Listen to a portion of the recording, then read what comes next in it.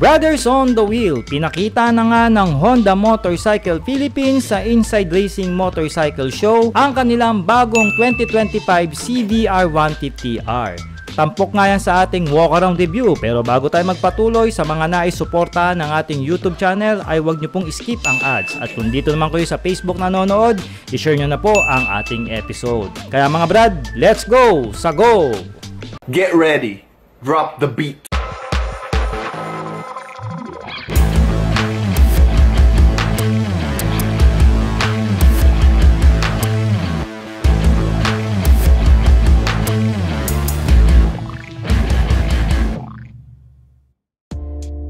Ang Honda CBR 150R matagal nang namamayagpag dito sa market sa Pilipinas dahil subok na natin ang performance nito at kahit sa kanyang tibay. Lalo pa ngayon na mas agresibo at mas matulis ang kanyang body design.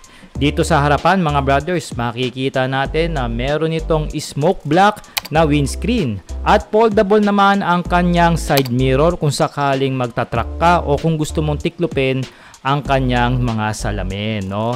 Going dito sa kanyang mukha mga brad, meron itong masungit na daytime running lights at yung kanyang split LED na headlight pinaiilaw na yan ng LED na bumbilya. Going dito sa baba mga brothers, suportado ito ng KYD inverted fork na gold ang kanyang kulay. Sports type ang pagkakatabas ng front fender nito mga brothers. At naka-disc brake naman ang ating preno rito na may malaking disc rotor at pinaihinto ito ng 2-pot piston caliper with the ABS for the safety natin sa preno sa unahan. Pagdating naman sa kanyang gulong, pinaiikot ito ng 17 inches wheel mags na gold cast ang pagkakadali. Ang angas niya pag makikita nyo in person. At meron siyang tire size na 100 by 80. Ang kagandahan, branded na rin ng RIC ang gulong nito kaya kahit wag na kayong magpalit ng mga aftermarket na gulong. Pag-usapan natin ang side profile nitong CBR 150R ng Honda. Diyan sa tangke mga brothers, makikita nyo na merong logo ng Honda dyan o yung pinaka-pakpak niya.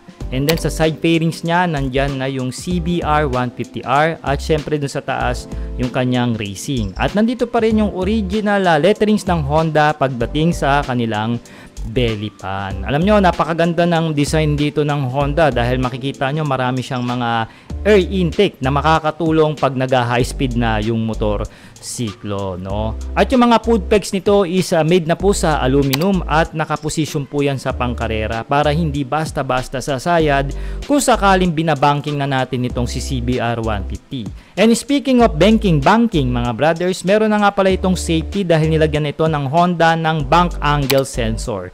Meaning mga brothers, kung masisemplang nyo po o mai-slide nyo yung motor na wag naman sana, automatically pong magsha-shutdown yung motorsiklo ng 60 degree angle. Alright? And then meron tayo ritong upright position na muffler.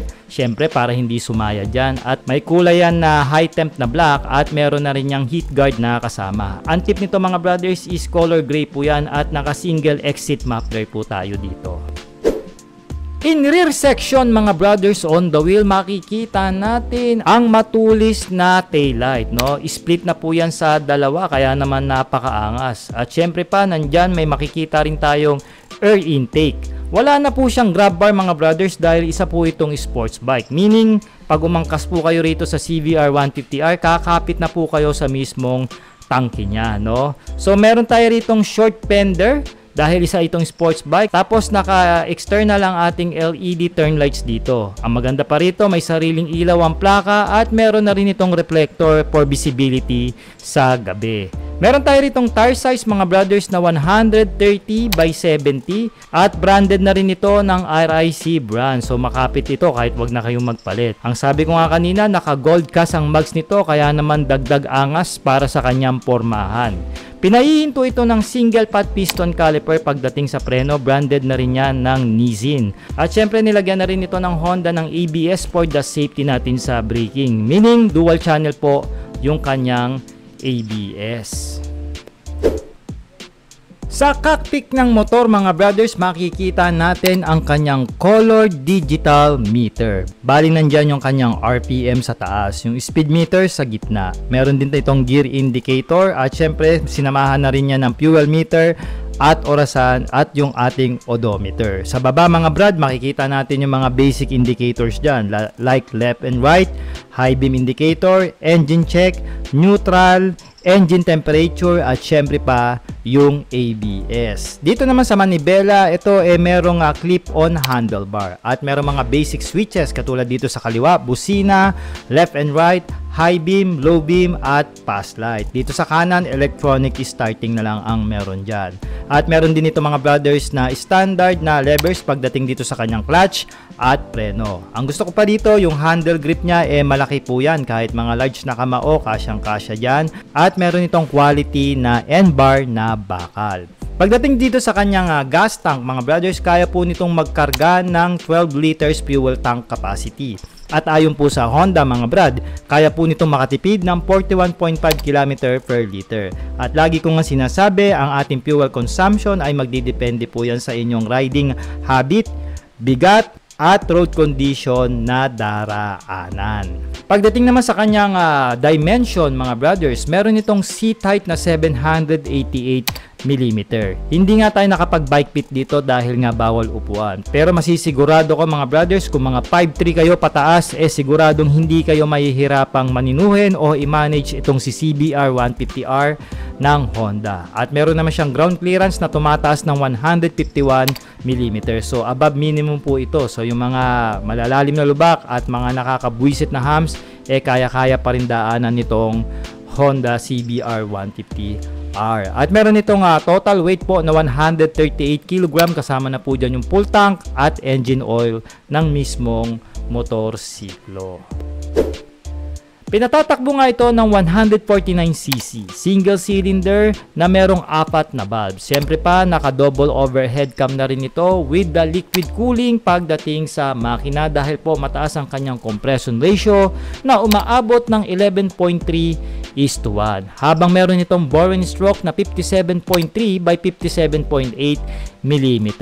At ito ay mga brothers, naka PGM FI na rin ng mismong Honda para mas matipid ito sa gasolina. Pagdating sa kanyang dulo mga brad, kaya nitong dumulo ng 16 horsepower at 9,000 RPM at kaya naman sumibat ng 13.7 Nm of torque at 7,000 RPM. Electronic na lang po ang ating starting dito at meron po siyang 6-speed manual transmission at meron din itong features pagdating sa clutch ng sleeper clutch and assist, no? So ang pattern po ng kanyang cambio is 1 down 5 ups. Alright, so yung neutral niya is nasa gitna po ng primera at segunda, no? So bago ko pala malimutan mga brothers, naka-centered monoshock pala ang likod nito at naka-pro link na po. So meaning po, mas maganda po yung play ng suspension nito dito sa rear. Okay. Mga brothers, ngayong taong 2025 may presyo ang motor na ito na 183,900 pesos. Ngayon po, pagdating sa kanyang terms, magdidepende po yan sa dealer na kukuhaan nyo, no? Mostly, ang down payment naman yan, papalo po ng 20%. O pwede rin po kayo mag-PM sa atin para po ma-assist kayo kung gusto nyo po itong kunin ng terms. Dadaan po natin yan sa YL Finance. So mga brothers, sino ba rito ang nagustuhan ang sports bike na ito? Mag-comment naman po kayo ng yes. At ano-ano pa ba sa Honda ang gusto nyong pa-review sa atin? Pero nakasunod sa atin ngayon mga brothers, ang bagong labas nila na dual sports bike na XR150L. So abangan yan mga brothers. Pero for now, ride safe and cheers! Cook it.